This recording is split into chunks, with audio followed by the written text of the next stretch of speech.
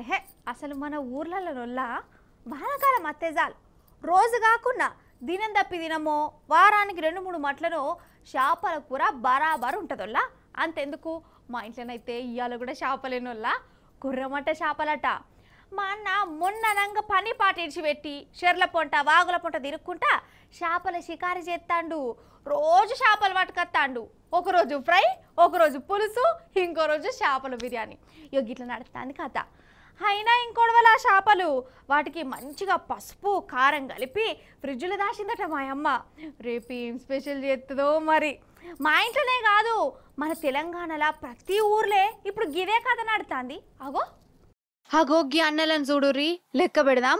1 2 3 4 వామ్మో అత్తనే ఉన్నారు కదా చేతుల చేపలు పట్టుకొని. ఏం చేపలు అవి? రవ్వలా బొచ్చలా? ఆగురి మనమే లోపలికి పోయి ఏ పాట మంది ఉన్నారు చూద్దాం.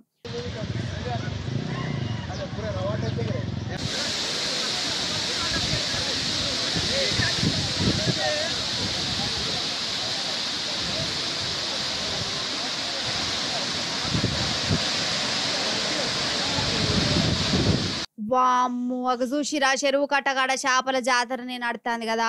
వలలు ఎర్రలు తెచ్చుకొని షికారు చేస్తాండ్లు. షికారి దొరికిన వాళ్ళకు దొరికినన్ని చేపలు. ఆలోచించిన శాప భంగమే.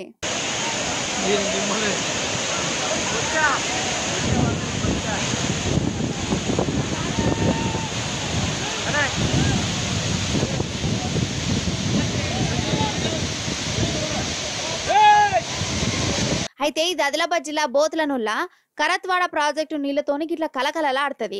వరద నీళ్లు మస్తు వారుతున్నాయి. ఇంకేమున్నది, ఇక బోతు జనాలు ఈ ప్రాజెక్టు మీద దండయాత్ర, దయాగాడి దండయాత్ర అన్నట్టు ఎగబడ్డారు.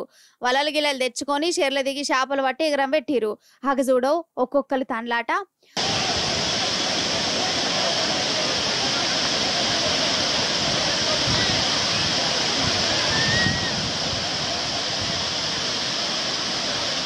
అగో గీ అన్న చూడు చేపను పట్టుకొని ఇంత మురిసి ముప్పందం అవుతుండో.